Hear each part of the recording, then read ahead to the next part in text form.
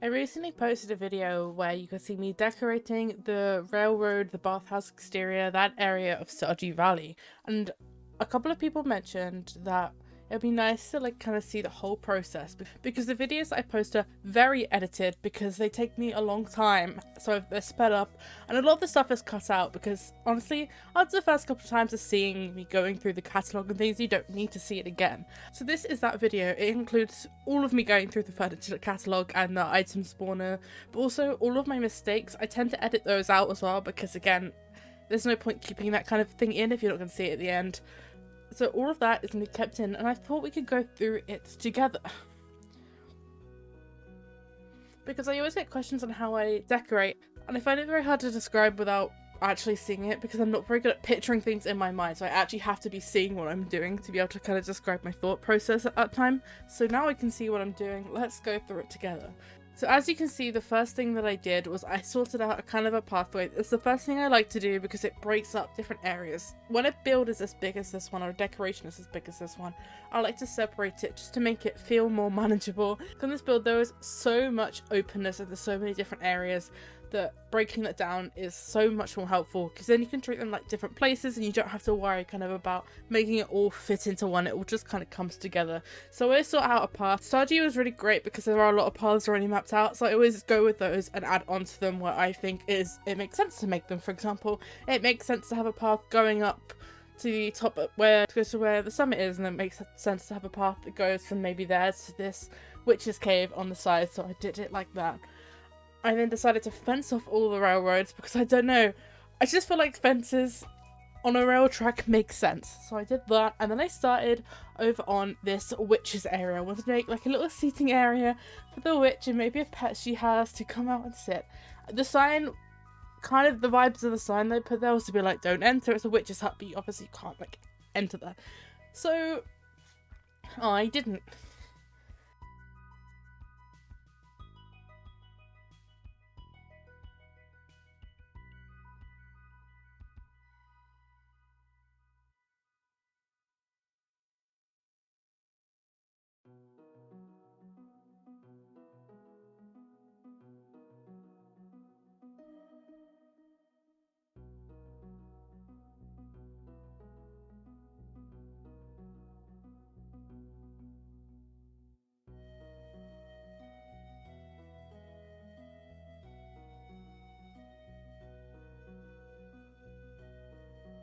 And then I decided behind the railroad to put loads of casks and loads of storage. This is something I use a lot when I'm trying to fill gaps and I'm not really sure what to do. I've done it, I posted beach decoration, I've used a lot of those there too. I just think they look really good, I really like them. So I use them a lot and they're just really good space fillers, and I think it works really well because there's a lot of like bins and other things that could come off as like this is just a storage area. So that was my plan with that.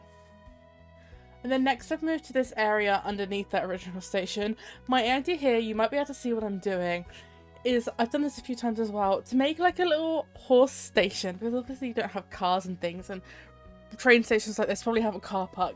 So instead we have a horse park. So you have the two posts that the horses go onto, the hay bales, and then there's little water bowls that are put down as opposed to like food and water for the horse. I love doing these. The floor I use is that hay floor. All of the flooring you buy from Robin, and the recipes so you make them, but also I kind of spawn them in with my item spawner. The posts are just single fence poles. If you just don't put a fence in the middle, they just go like poles, and then the rest of it is basically furniture catalogue stuff. And you'll see that as a common theme throughout. It's either things well, obviously it has to be, but it's either, if it's not something you can craft, it's from the furniture catalogue. But the furniture catalogue is very picky as to what you can put down. And I know now what you can and what you can't, and we'll talk about that a bit later on, but most of what you see is that.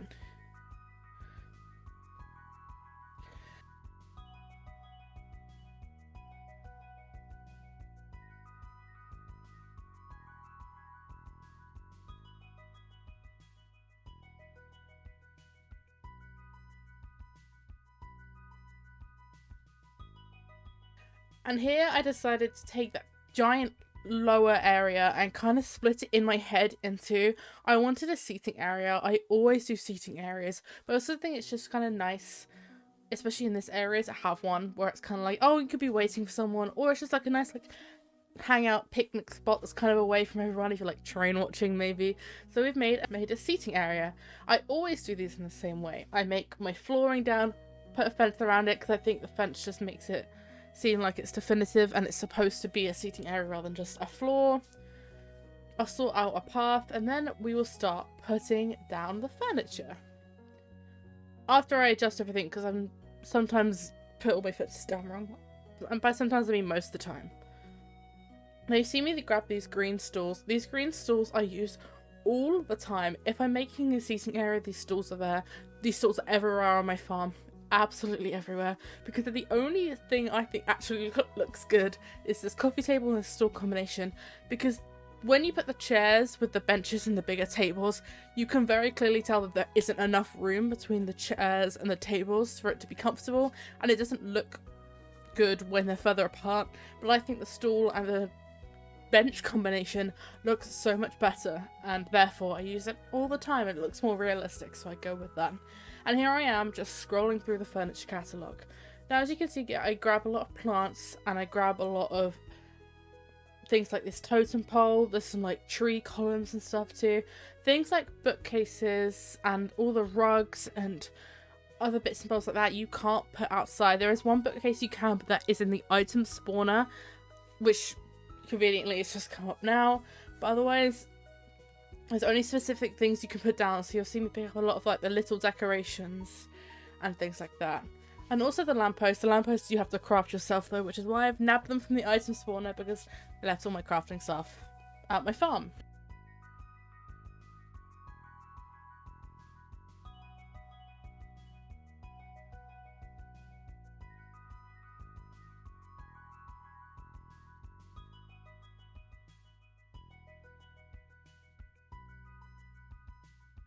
And then I put a couple of these barrels around, again, because there's not many things you can put down. There's not that much stuff in Stardew you can use as kind of decoration.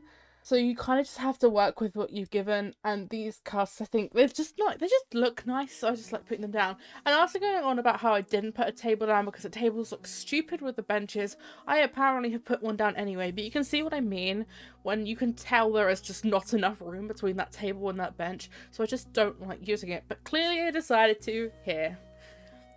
And that is my ended seating area, which I quite like. Again, I don't know why I've done the bench or the table. I know I don't like doing that, but I guess it's to fill room. But that's how most of my seating areas look. I've done a video on seating areas on my channel, so if you are interested in more, go and have a look. I'll link it below. Now, as you can tell, that seating area didn't fill up all the space, and there's this giant column on the far side of, and I didn't know what to put there. So I used the idea I used earlier where I put the casks behind the station as like a storage, and I wanted to make it feel like it was kind of like town storage, because sometimes like cargo trains will come through. So the concept, the idea was, this is where loads of storage goes. It's like barrels, it's empty barrels from Gus, and there's other things in there. So I just covered this area with a variety of different storage options, and I left it at that as just a nice little storage area. I quite like it. I think it fills the space quite well.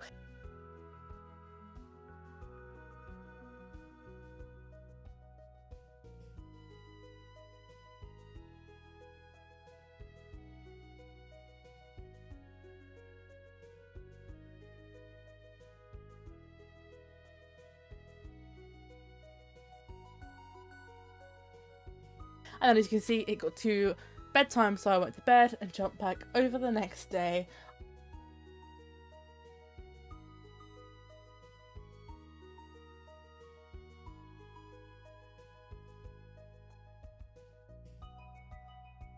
I filled in some more of this area with some grass, fenced off the area.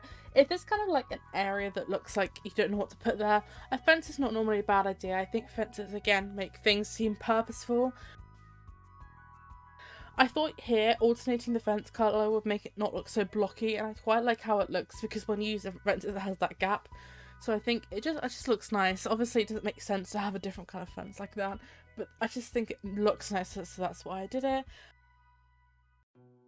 Came back over to my furniture catalogue to grab my trusty plants. Now there's loads of different house plants in this game, and tree columns and pine trees and stuff like that, that if you are decorating and you don't know what to put somewhere, putting some form of plant, it's always your best shot because they just look nice. They make everything feel more green, and they're just a good decoration to have. As you can see, I always use these tree columns. I normally put two, one on either side of either a corner or like a gap and opening a door, and then make it feel like an opening, like an entrance. I also grab loads of plants and I put them down either in like a flower bed style, where I put like a gravel bed path, put all the flowers on it and make it feel like it's a flower bed, or I will put them under this grass. This is the first time I've actually done it in this video, is where I realised that if you put a plant down on like one of the grass bits, it kind of hides the pot it's under, so it does look like a bush or like a plant growing out from the grass. I use this a lot more going forward because I think it looks really, really good. If you have an area you just like to cover, put some grass down, put some plants down, and it's a really just good, nice way to make everything feel more green and probably more realistic, because places have big green open areas with loads of plants in and wild plants and other things like that. So that's what I do in this game, that's what I like to do.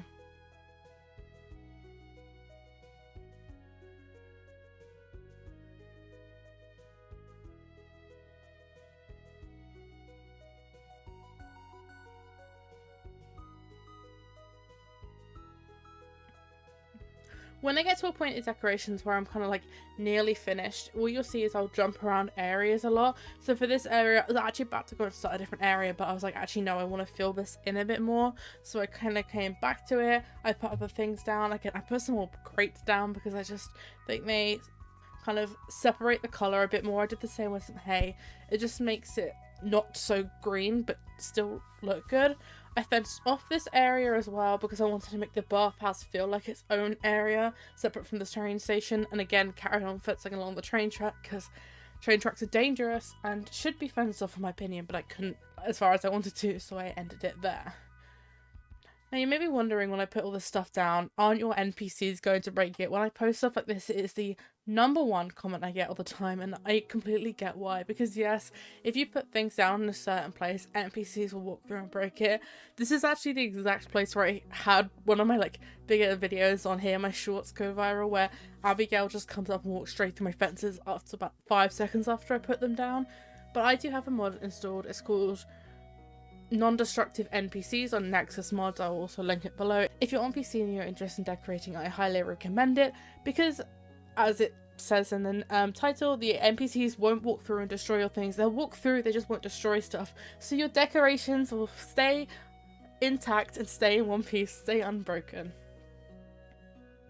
So now we're doing around the railroad. Again, I wanted to fence it off. I didn't want to put anything behind because, to be honest, there's no kind of reason to come behind buildings like this. So I put more storage and I put more grass. I just wanted to fill that space without putting things in there. On that side, I again made it like a storage area. There are some barrels at the front, and there are definitely reasons for a bathhouse to have storage. So I thought I would put some barrels on the outside as well. So hey, just things like that to make it look filled but not too cluttered. I used my tree column trick again, and I used my grass plant trick again, and just covered it in plants to make it kind of feel overgrown but feel like it's also kept, and just make it look green. I just want to make everything look green. That's basically my plan when I do decorations. I want it to feel like the game has life. The game is so pretty and it's so lovely, but I think if you have mods like expanded or other kind of aesthetic mods, you may agree there are places in this game that just don't feel like they're green enough and they're real enough and they're filled enough, and I just like doing that with my game. I'm just so grateful that Concern Day in 1.5 added the ability to put furniture outside, because it's basically changed Stardew for me. This is like probably half the time I play Stardew now is me doing decorating. I love doing it so much. You might be able to tell I do a lot of decorating. I make a lot of decorating content, and it's just so fun, and it's just something nice and new and fresh to do in the game. This is something you tried out. I recommend trying it.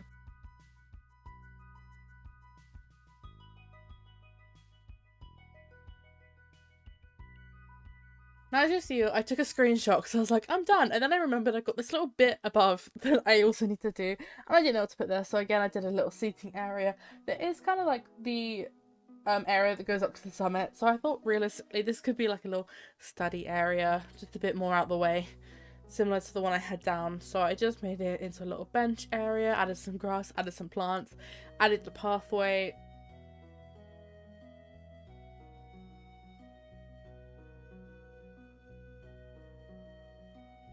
Because when you add your own pathway, again, it makes things that you put down feel like they're supposed to be there rather than just something you've added.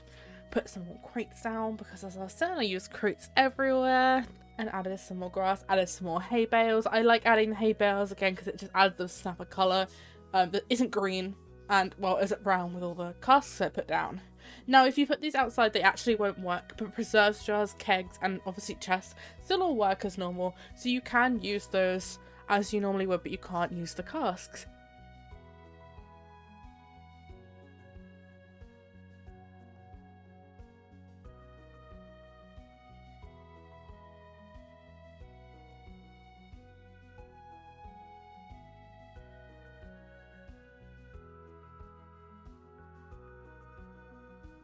And that is the entire speed build. That went so fast.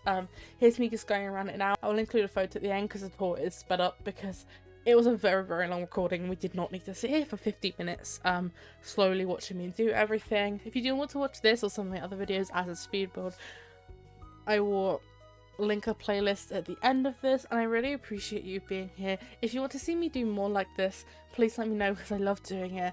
And I have a very big decoration coming soon, maybe next week, maybe the week after. I'm very excited about, so I hope to see you there, and if not, I will see you in the next one, and have a good day. Thank you.